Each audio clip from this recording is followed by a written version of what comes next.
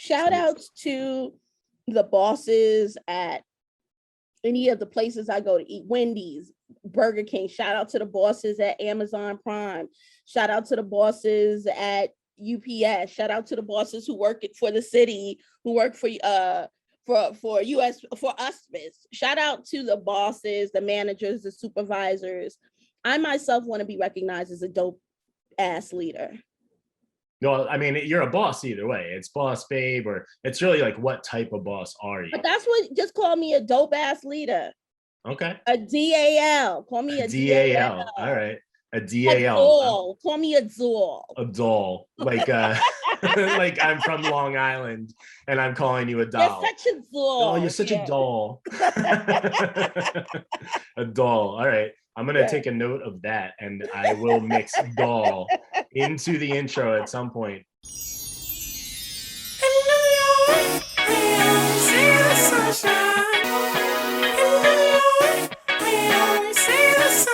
Welcome. You're listening to Shakesha and the White Boy. I am your main man, Ryan Dinger, bringing the creamy shade of mayonnaise to the program. And I am joined here, as I always am, by my badass boss babe of a co-host. She is the one and only Shakesha Williams. Shakesha, hey, Ryan. Good to see you again. How goes it today? It's going okay. You know, I noticed on the intro there, so I did something a little different. In the past, I had called you a badass boss bitch, which is a very well-known expression, I think, you know, in vogue right now, let's say. Today, I went with badass boss babe. How did you feel about that? I didn't really notice the difference. You didn't? Interesting. Okay, so I'll tell you why I decided to go in that direction. So I've been having some internal monologues with myself about the use of the word bitch, and how there is sort of some conversation going on now that, like, cisgendered men like me, should probably remove that word from their vocabulary. And I'm kind of conflicted on it, actually, because I can understand why people think that someone like me shouldn't be saying bitch. But I actually really like the word. And so I'm like sort of torn, you know, it's got a lot of power, I feel like. And I feel like I don't ever use it, at least recently in my as an adult, I don't use it as like a derogatory term, but sure. So, I don't know. What do you think? Like, do you feel like I'm on the right path, or am I overthinking this bitch thing too much? In a 90s classic, Unity by Queen Latifah, she says, and I quote, "I don't be getting mad when we playing is cool, but don't you be calling me out my name." There's more to that, but I'll leave it right there. I've never, like, if I get a bitch, what you doing? But it's like, shut the fuck up, bitch. Then we have a problem. We definitely need to call Houston because we have a problem. I don't know. That's interesting. I respect anyone, just like with the N-word, I respect the stance and where people stand on it. Just like with vaccines, I respect people's stances on it. But for me, you know, it's something like me and the homies play with, and it's fine in our circle. Like, if we're sitting at a table and you walk up to the circle and you say something out of pocket, then you're gonna have a problem that day. Would you rather be referred to as a badass boss bitch or a badass boss babe, or is there a third option that I haven't considered yet? You know, my position is evolving. I'm in the early stages of review here, so yes. Shout outs to the bosses at any of the places I go to eat, Wendy's, Burger King. Shout out to the bosses at Amazon Prime. Shout out to the bosses at UPS. Shout out to the bosses who work for the city, who work for US for Uspis. Shout out to the bosses, the managers, the supervisors. I myself want to be recognized as a dope ass leader. No, I mean, you're a boss either way. It's boss babe, or it's really like, what type of boss are you? But that's what, just call me a dope ass leader. Okay. A DAL. Call me a DAL. All right. A DAL. A doll. Call me a doll. A doll. Like like I'm from Long Island and I'm calling you a doll. You're such a doll. Oh, you're such a doll. A doll. All right. I'm going to take a note of that, and I will mix doll into the intro at some point. That is a promise to you, my friend. Indeed. So I don't know. I don't know what to feel about it. So I'm fielding opinions right now, and maybe I'll just let me know the others that you hear. Let me know. I will. I mean, and maybe it'll be something that we cover deeper on the show. But I thought, maybe we should add that to one of the stories this week, like IG stories. See what people think. Okay. All right. There's a thought. I love it. So, folks, we've got a great show lined up for you today. Writer turned filmmaker Shaun Mathis will be joining us later on Art of the Grind. We discuss how he decided to make that transition from books to film, why he considers his career in filmmaking a pursuit for personal freedom, and he also tells us a really hilarious story about Scarface. I'm super excited. We had the conversation a bit earlier, and I thought it went really well. But before we get all to that, you know what time it is. It's time for WTF. What? Fuck. What the fuck? What the fuck? What the fuck, Richard? What the fuck? WTF, we are back here again. It's time for another installment of our favorite segment. Well, I don't know about our favorite segment, but let me take that again, actually. WTF, we are back here again. It's time for another installment. Shakesha, we're talking about R. Kelly today. So something interesting happened. I'm sure you've been following the R. Kelly trial going on right here in Brooklyn, in fact, not far from where I am. So the trial has now moved to deliberation. The jury has been quarantined, and they're going to make their decision. But earlier this week, R. Kelly's defense lawyer gave his closing argument in the trial, and BuzzFeed reports that during the trial, or during his closing argument, the lawyer alleged that R. Kelly is akin to Martin Luther King Jr. and Hugh Hefner. He said that, I'm trying to find the quote here, excuse me. So his quote basically was, older men, somewhat younger men, some people just like it that way. And he said he described R. Kelly's lifestyle of that as a playboy and a sex symbol.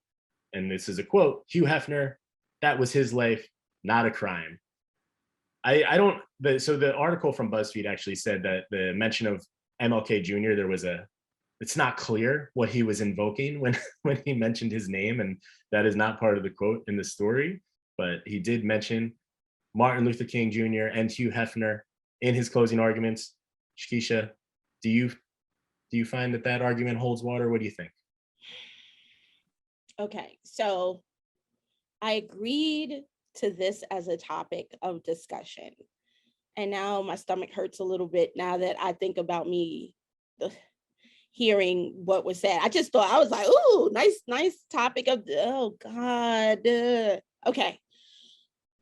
You've been following the R. Kelly trial, yes. What I will say is that in the medium that you and I are in, I'll start here.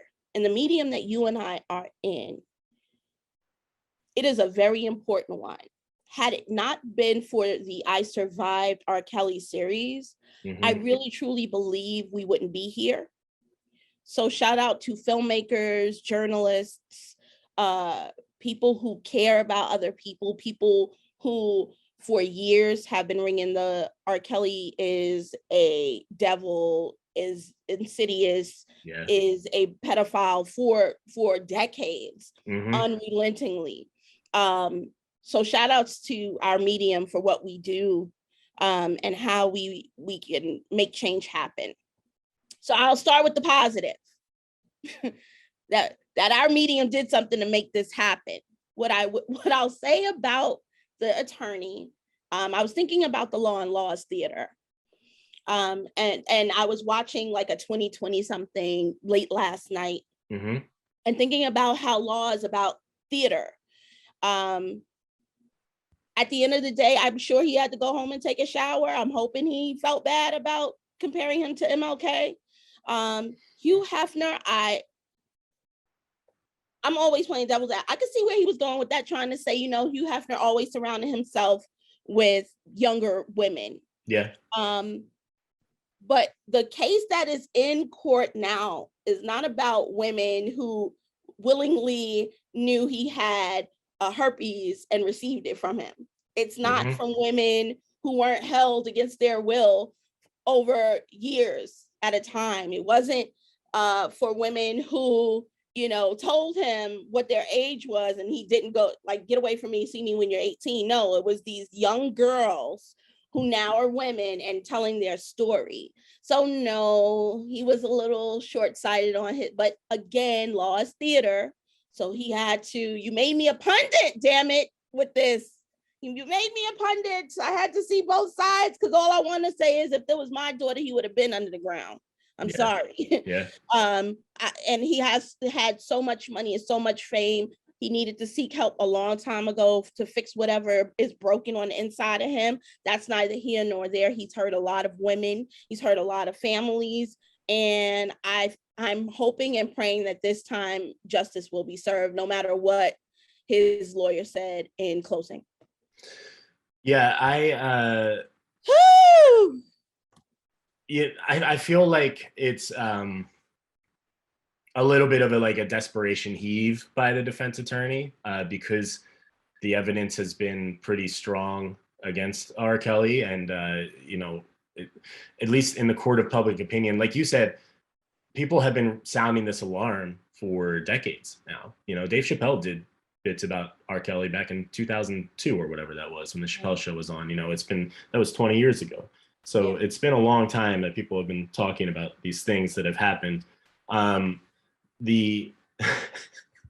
evoke Hugh Hefner, okay, I can see what you're saying about it being, I can sort of see where you're going with that. But I don't know that Hugh Hefner ever had these accusations like this against him. So there is the issue of consent, of course, that is a big difference. Consenting women versus women who say that they were imprisoned, or who were imprisoned. I shouldn't say that they were, who were in fact held against their will.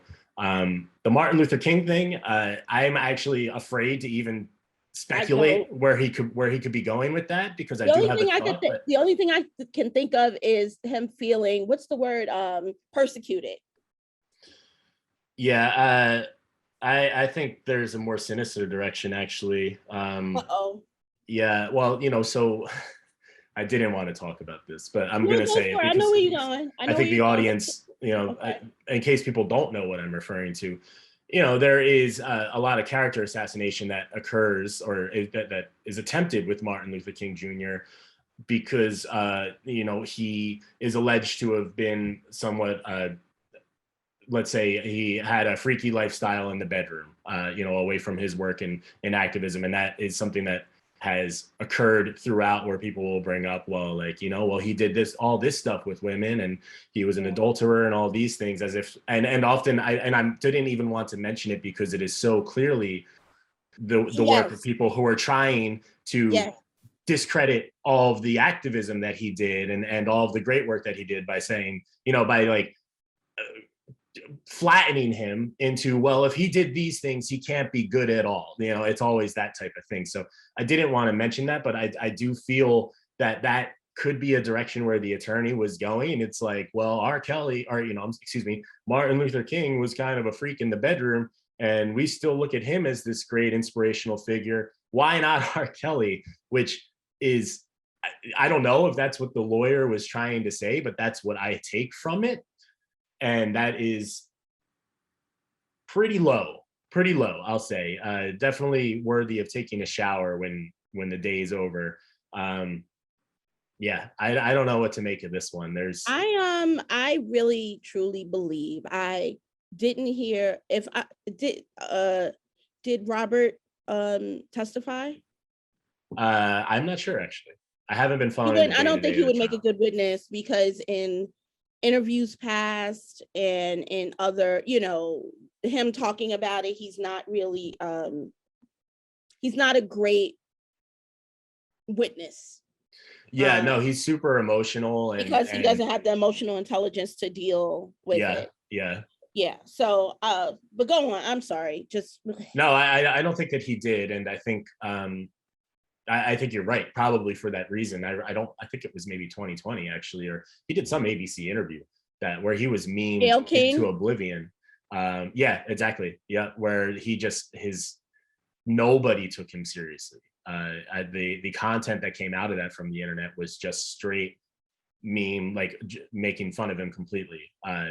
So I don't know whether he did testify or not. It's funny, and to think of how long this has been going on and how many people had to be a part of it, how many people had to hide it, how many people were either in on it knowingly or thought they knew, and didn't come forward for as many years as they did, including everything that has come out about Aaliyah. It's just that one person could do so much damage to so many lives. I'm hoping that the women who are victims of this violence and mental and physical distress will be able to get the help that they need to have better lives going forward. And I hope that he gets the justice that he deserves, in spite of his lawyers, payday and try. So he tried it. He definitely tried it, but moving the freak on. What? Fuck. What the fuck? What the fuck? What the fuck, Richard? What the fuck? WTF, Robert Kelly. First appearance. Really, it's his lawyer's appearance, but I mean, the whole situation, as you said, is just, thoughts out to the victims, and hopefully they do get the help that they need. And let's move into a little bit of a more positive direction today. Absolutely. We have a very special guest on the show, Mr. Shaun Mathis. He joins us. We're really looking forward to it because he has such an interesting story, going from being a guy who writes novels, hustled and was successful in doing that. And then sort of on a whim, it felt like, he tells us the story, getting into filmmaking and now crushing it there. I really loved talking to him. He's your friend, Shakesha. So I'll leave it to you. Go ahead and cue it up.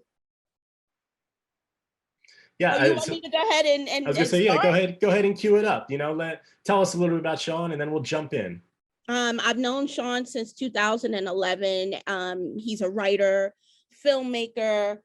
He's done a ton of work in this industry. He's based out of Atlanta.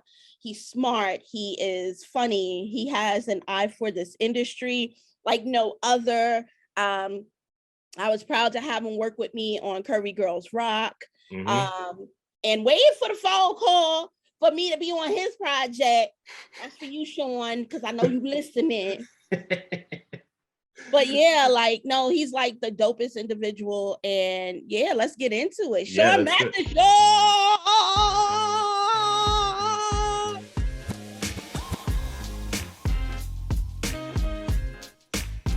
So we've been doing segments here and there called Art of the Grind, and it's because we know some really dope creators, whether it's music or film, because that's Ryan in my background. We really have some cool friends, and this guy is most certainly one of them. Like myself, he is a go-getter. He is we read off all the, the accolades and the stuff that he's worked on. But when I tell you this guy never stops, he fucking never stops. He never quits. He's always doing his thing. He's always into something new. He's even through 2020 during the pandemic, he was working constantly. I mean, there's nothing else to say. Shaun Mathis is in the motherfucking house. Welcome to the show, Shaun Mathis. Thank you both for having me. This is pretty dope. To your point, Shakesha, about him never stopping working, never, always on the grind. He's doing the interview right now. He's in his car. The man, not driving, of course, not driving. But, not driving. He's coming to you live from the car. So my man is always going. Live on the go. Yes. Welcome to the show, man. It's great to have you here. Thank you for having me. I'm excited to be here. So, all right. So, go ahead, Ryan. Go ahead. I was going to say, Shaun, you're a writer, you're a producer, you're a director, but you actually started out as a novelist. I was reading in your bio, which I found really interesting. Yeah. How did you go from sort of working on novels, doing that and getting into film? Was that an intentional choice or something that just kind of happened? No, it wasn't intentional at all. It was the universe, man. I was in Philly. I was working on my third book. Philly, what's and up? a lot of times, oh yeah. I love Philly. South Philly. Yeah, that's right, man. So I love it. So yeah, I was working on my third book. And a lot of times, like if I write and I'm really in a groove, I kind of like space out and black out. You right? When I'm in that groove.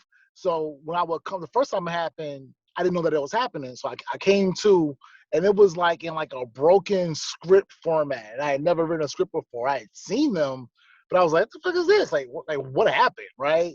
So I spend all the time fixing it back to novel form. I get in the groove again, and I come to it's a script form again. I'm like, okay, something's going on. So I figured the universe was telling me to write films. And I never forget the day I made the decision. I was on the bus. I was, riding the bus to work. And I was listening to Drake's Successful in my head. Mm-hmm. And I started seeing all of the imagery to the book that I was writing in my head as a movie, as like scenes and cuts. And I saw angles. And even before I knew I wanted to direct, I saw it all in my head. And it took me forever to finish the book because it seemed like every time I write, it'll be in script form. So I said, okay, I'm going to finish this goddamn book. I'm going to move to Atlanta and I'm going to do films. And 7 years later, I never wrote the film. I never wrote the book into a film. But you haven't had a chance. You haven't had the time.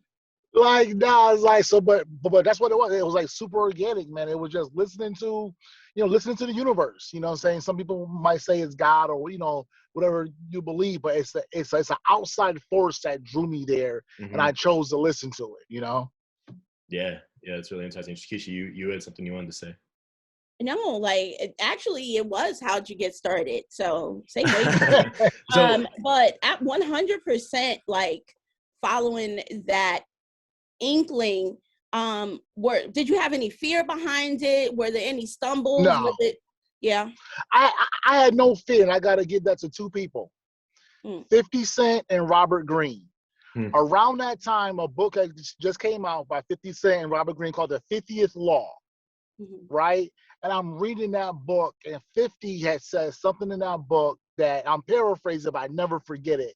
He said, as long as you depend on another man or company for your income, you will never be free. Right? Yeah. And I was like, well, shit, if I get fired tomorrow, I'm fucked, right?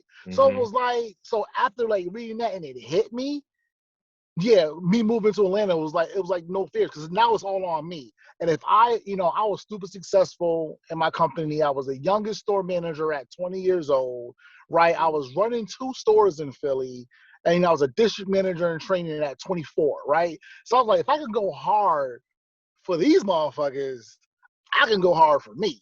So Yeah. for me, there was no fear. My fear was losing a job and being broke or having to depend on someone else for my survival. And I was like, nah, fuck that, never. Yeah, I think that's a really interesting way to frame it, because I think what a lot of people who have a creative inkling struggle with is just that fear of like letting go of the security blanket of like, having a job. I think a lot of people think about it the opposite way. It's like, oh, I'm secure. I've got this like, support beneath me. But I think the way that you said it. Exactly. And I think that like, it's interesting that you sort of draw that truth that like, you're dependent then, I think is the best way to put it, on another person. And like, that can get you into trouble, to your point. That's a really interesting way to look at it. That was in that book, man. I read that, and it for some reason, it just spoke to me. And I was like, okay, let's go. Yeah. And I've seen you over the years, man. Like I met Shaun. It was a class of sorts, like a film lab / producer lab.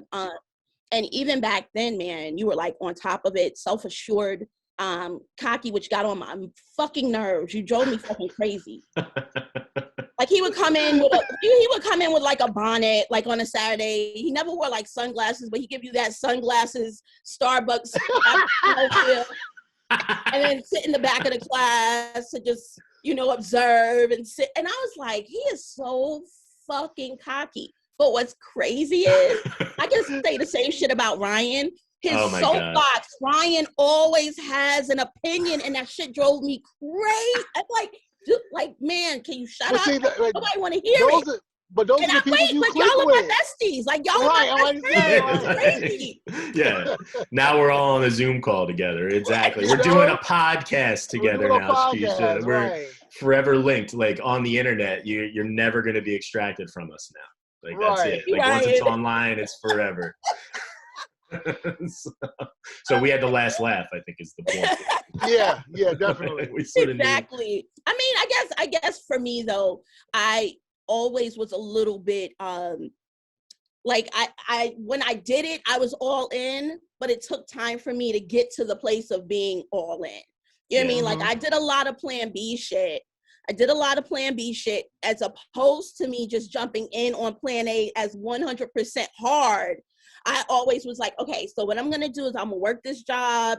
And then on, at nights and weekends, I'll do the other thing. And it took me years to say, fuck that. Like, it took a long, long time to get to a place where I'm like, I could do this. And I still struggle a bit. Like, it's not always a 100% thing.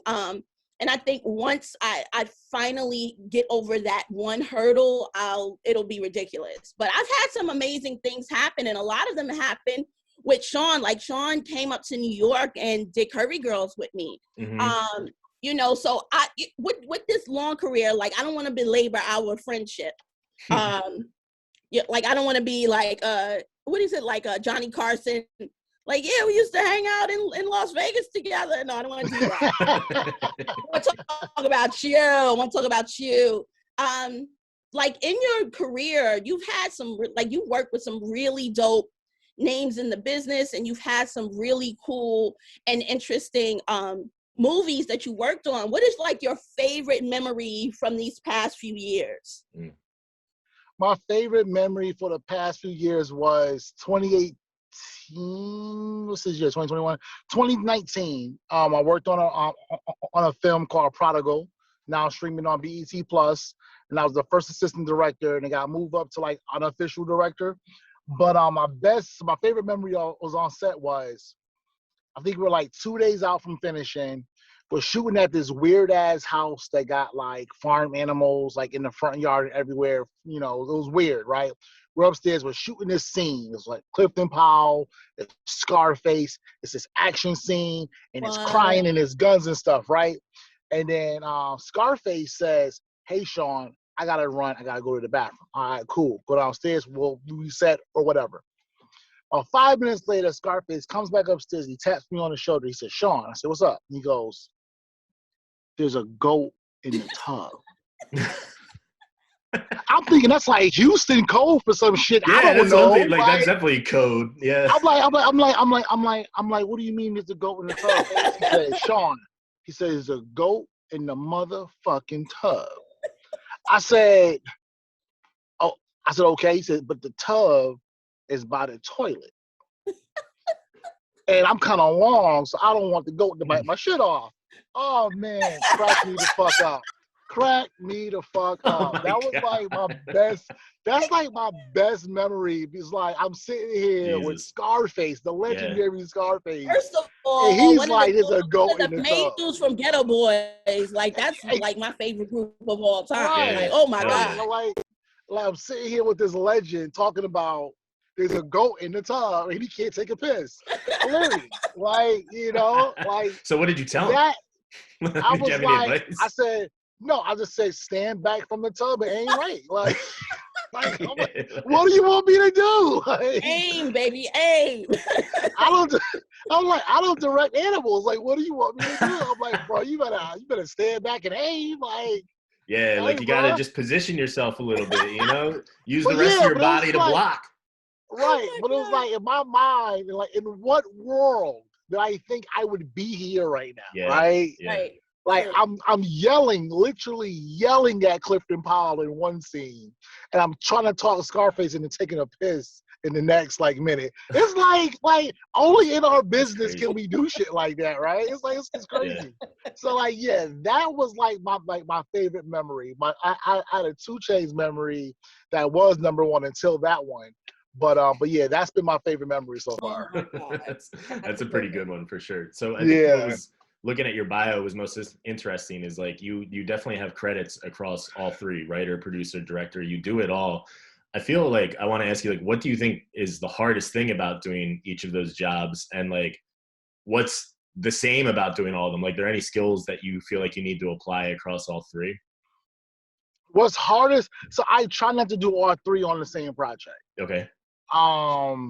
So sometimes but when I do, I fuck up the most. Like I'm not gonna hold you. When I'm writer, director, and producer, like we just did a short film last year, Colorblind, that's doing well on the festival circuit right now. But I dropped the ball big time. When I had my subordinates telling me, "You dropped the ball." Yeah. You know, I was in producer mode, and every fire that could happen that day happened. So now I'm out of the director mode, right? And I didn't have a first. So my DP and my AC, they essentially directed the film, even though I got credit. They did it, really. You know what I'm saying? So I realized, okay, I'm at the level now, I need a bigger team. Yeah. But across the three, I know directing and producing is all about planning. Yeah. So that's the thing, you know, when I'm directing, you know, pre-production, I'm all in. I love pre-production. I love the planning. I have to walk every location. I have to block ahead. And that was the thing. The question was, what is the most important part of pre-production? And I was like, 100% planning. Yeah. 100% going to where your favorite store, getting that huge binder, and being ready, and also not wearing the director and producer hat at the same time. Like if you want to direct, make sure, like you can be a producer at the beginning, but once you're in production, you have to have someone to either take over one or more of those reins. 100%. Yeah, I'm really glad that you picked up on that, Shakesha, because when Shaun was talking, you were making a face. When he was talking about like needing the plan and directing, you were making a face like you know, because obviously you've directed also. Like you sort of learned that the hard way. Like I learned that trial by like bazooka. Yeah. Like it was rough. It was rough. Shaun, I was curious I wanted to ask you, like, you know, you start out as a novelist, and obviously that's a different thing than working in film, doing what you do now. But do you feel like, are there any lessons that you were sort of able to take from that and, you know, continue to apply to what you're doing now? Any lessons from novelism? Yeah, just from writing and working in publishing versus, how about lessons from novelizing? Yeah, like the biggest lesson I learned when I was writing novels is that I had to get out there and sell the goddamn book, right? I was accepted book deals from Penguin and Ingram, but when you read the fine print and when they break down the money and rights and stuff like that, it looked like a bad record deal. You know what I'm saying? And you know, I've been given those before, right? So I was able to you know, read contracts and, you know what this stuff means. So when it came to, right, you know, getting a book, it's like, okay, there's no different than get out there and selling a mixed CD, right? So it was the hustle that I took from, you know, writing books to doing films. You know, when I was writing, I was at a film festival, you know, every weekend. You know what I'm saying? I was leaving, I was going out, I was on the road, I was selling books, I was doing, you know, speaking at book clubs. You know, I made $100K off my first book independently, right? So I just applied that same hustle to films. That's the biggest thing that I've, you know, that I was able to take with me and apply to film world. The hustle's always the same, you know, whether it's it really is. Yeah. The product changes, but the hustle is the same. Yeah. So I actually just had one more question, but Shakesha, you probably have a couple more if you want to jump in. Yeah. And that is like the thing that I'm always talking about with people. They think there's some magic formula. They think that there is, you know, like if only I could talk to Issa Rae for like 10 minutes. And not going to happen. And I try to explain to people that, you know, like, for example, if you and I got $20 million, right? We have projects that we've always, like our passion projects that we've always wanted to do. The things that we want to see come to life.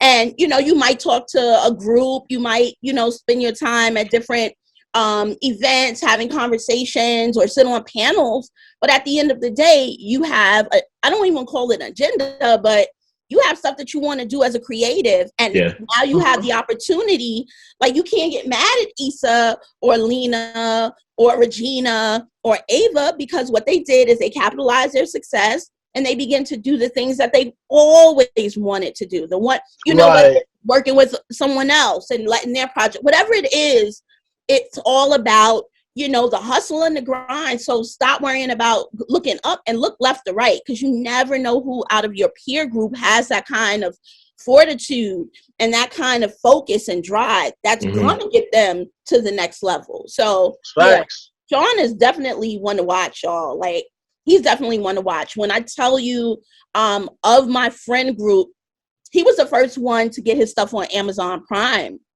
you know, and he walked me through that process and what it looked like. And he talked to me about going to AFM, which is the American film market, and what that whole process is like.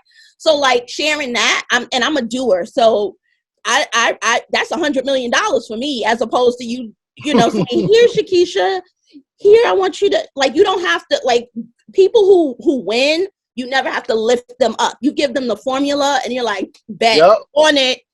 Exactly. So, yeah. So that's for me has been the most important aspect of a lot of my relationships. I just recently applied for a scholarship for a class that I really want to take. And one of the questions that was asked of me was, who inspires you? And I had to really sit on it for a minute, because I couldn't think of anyone. Like, everybody who I'm rocking with came to my mind, and that's who I wrote of inspiration. Like, Google these fools. But you need to know. If you need to know and recognize that they got it going on. So yeah. And the other part is that we all encourage one another.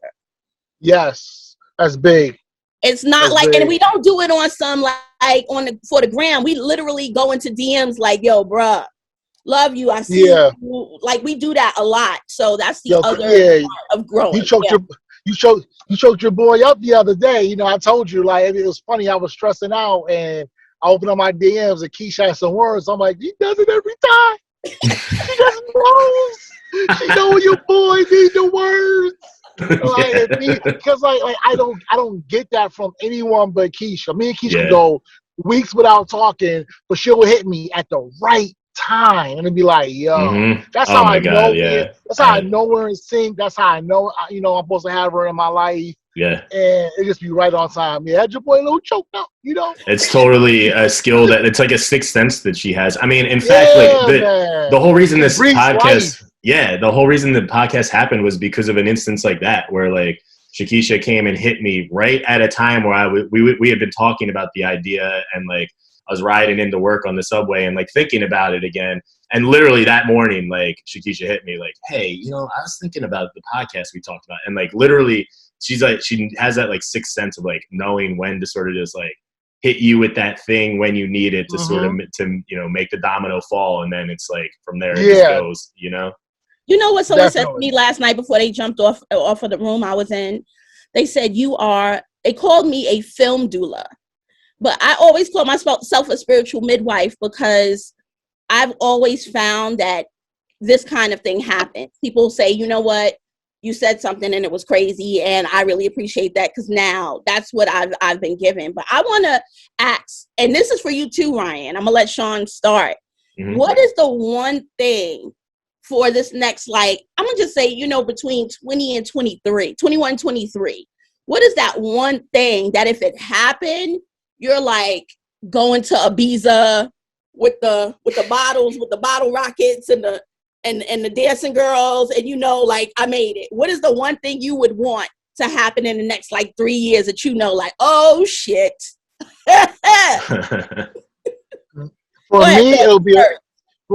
For me, it'll be a first look deal with a major studio or network.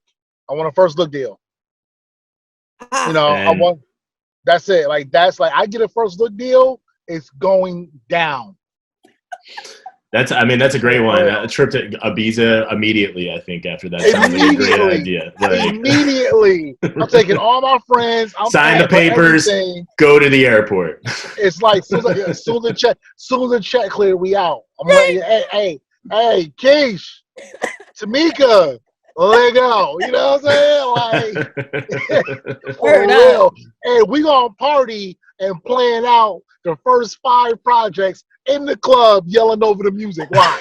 Because that's how we are. Like, we gonna party, but we gonna work Yeah, too. you're gonna work too. I mean, we started the show talking about how you always grind, even in the club, working on scripts. It's going down. Yes. I gotta, this over the music. Let me tell you about this pitch I got. Like immediate. Yeah, I love it. All right. So we gonna do this. When we get back to the States, it's gonna be this project first, and then it's like that's how the whole thing gonna go for real. Oh my God. All right, That's a Ryan, good what about one. you? That's a tough one to follow. I think for me, it would be, I think getting to the point that we were talking about before, where like I'm just sort of relying on myself or like only doing things for work that I'm passionate about, because I'm still at that point where you have like the day job feel, the thing that you're not totally in love with. So I think for me, getting to that point would be huge. Like I'm only getting paid to do stuff that I actually enjoy and, want to do, when you can get to that point, like what more can you ask for really? So that's a constant strive for, I feel like. I think for me, it's sort of like what Shaun said, but adding to that, either in the middle of building or having almost completed, now I'm talking between now and 23, almost completed my full-on Harlem Fusion Studio as a real studio, like as a with a lot and different studios for different things. That's like I've been looking at Detroit and Oakland now for probably the past decade. But if I'm gonna do Detroit, I gotta hurry up because they trying it right now. But I've been like looking. So that for me would be the oh my gosh, because I feel like ownership is so important. Once Tyler Perry opened the doors to his second studio, and by the way, I was so pissed because I was like, damn it, Tyler, what the fuck?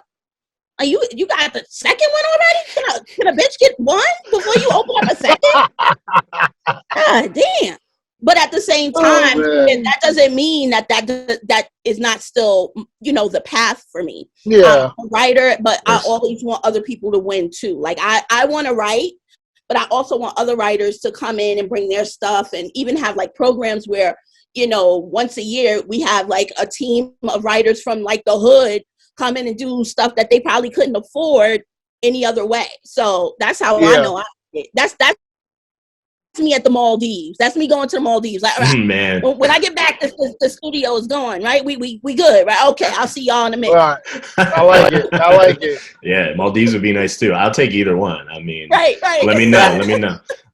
Shaun, thank you so much for coming on. So a few of our guests for this season, we've asked this question now, and I like it sort of as a way to close the conversation, because I think it's kind of, as creatives, it's what we're all striving for, right? So I want to ask you, Shaun, what do you think it means to make meaningful art in 2021? What does a meaningful art look like for you? For me, meaningful art is this art that moves me. That's meaningful. What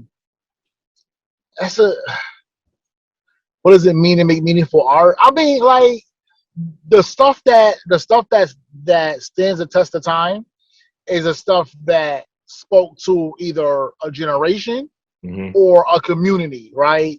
And if you look at Love Jones, right, I don't think the writer or the director's goal was to make something meaningful, was to make something dope.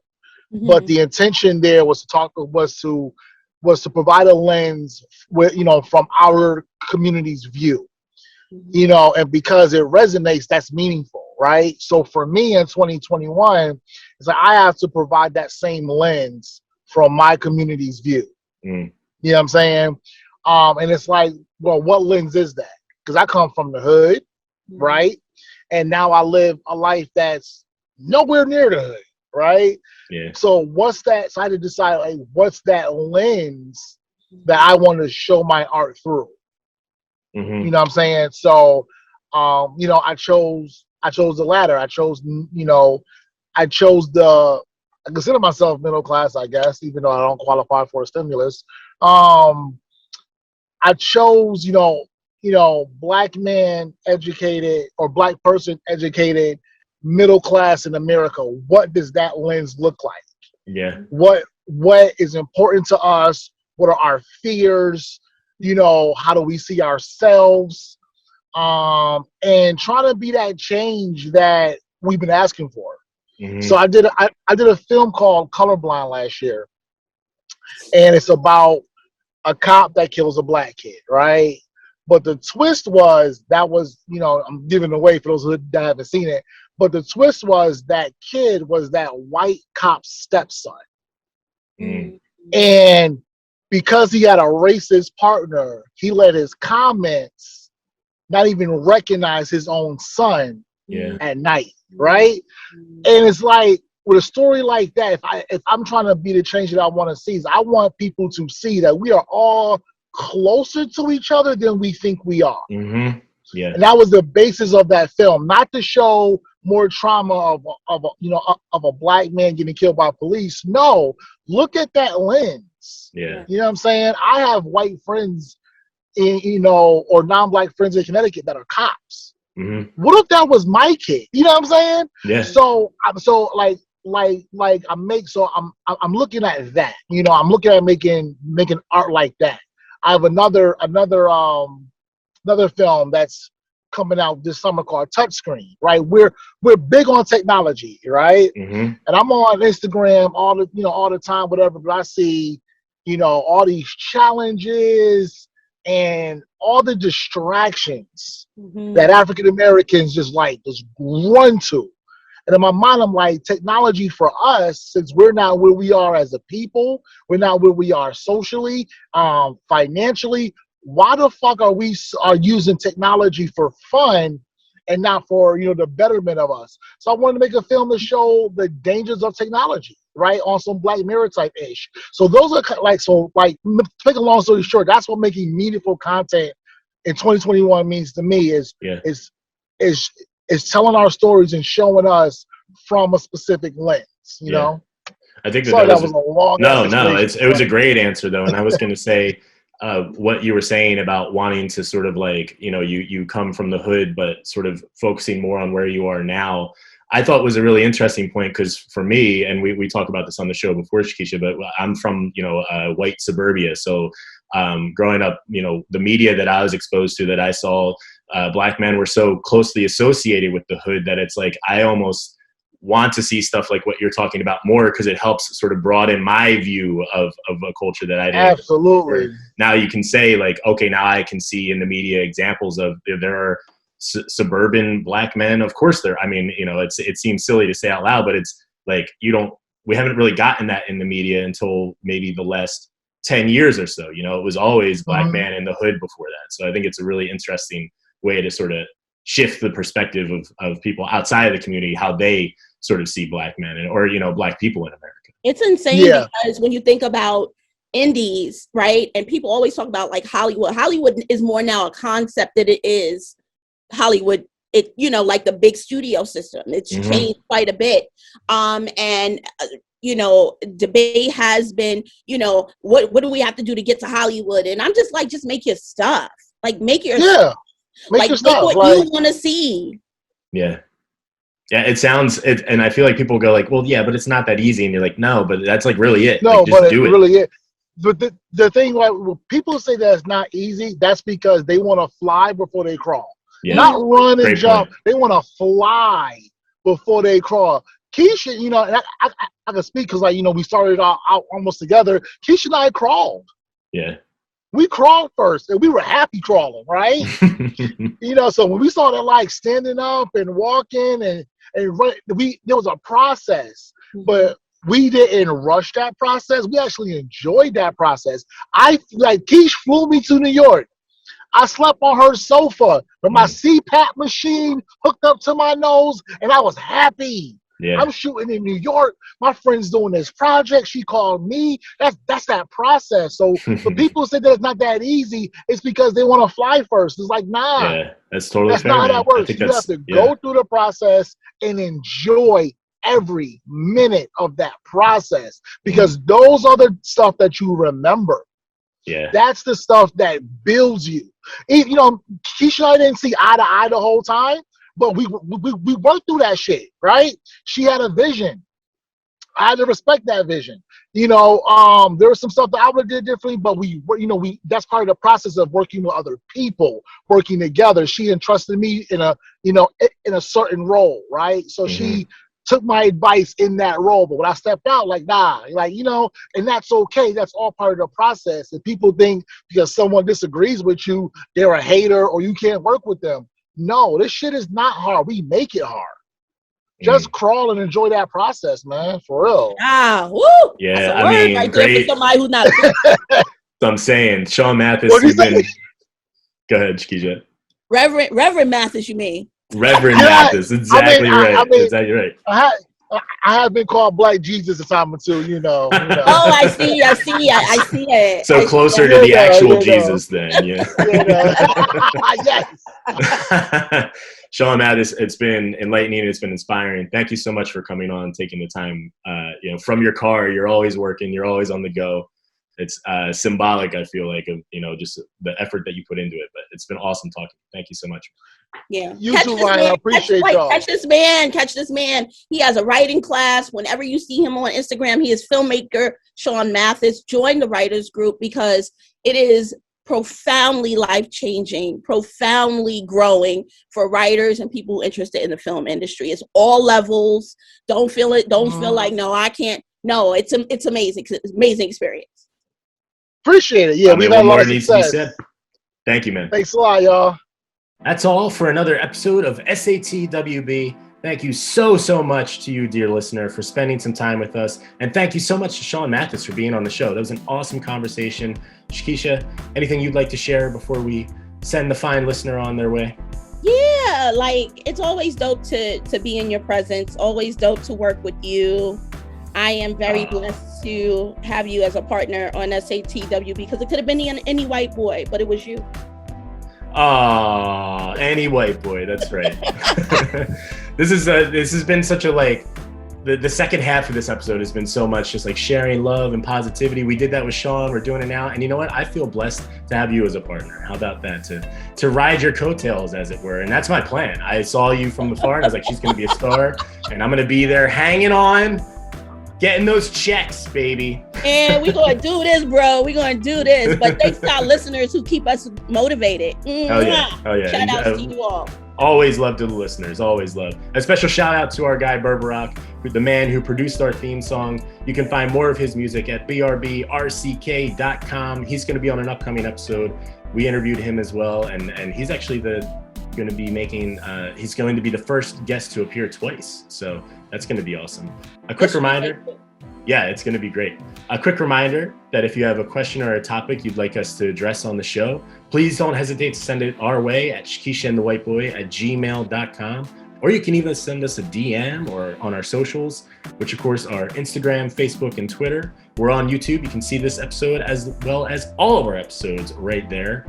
And please don't forget to like and subscribe if you can, wherever you're listening. It really helps the show and we would appreciate it. And I think with that, we can say stay sane and be well, folks. Until next time.